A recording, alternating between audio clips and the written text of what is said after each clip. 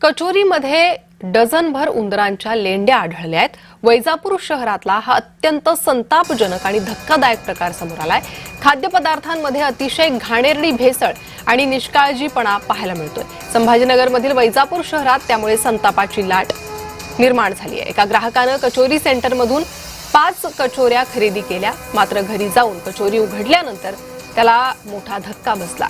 खरेदी केलेल्या सर्वच्या सर्व म्हणजे 5ही कचोऱ्यांमध्ये उंदरांच्या लेंड्या मिसळलेल्या स्थितीत आढळून आल्या।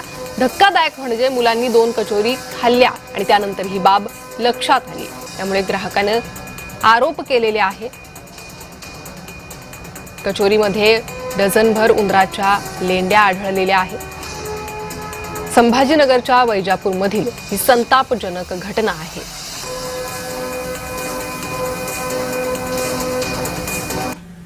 तर दुसरीकडे हॉटेलमधील शिजवलेल्या भातावर उंदरांनी ताव मारतानाची दृश्य समोर आली।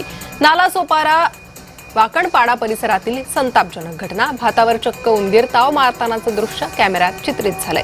हॉटेलमधील अस्वच्छतेचा प्रकार पाहून नागरिक संताप व्यक्त करताय।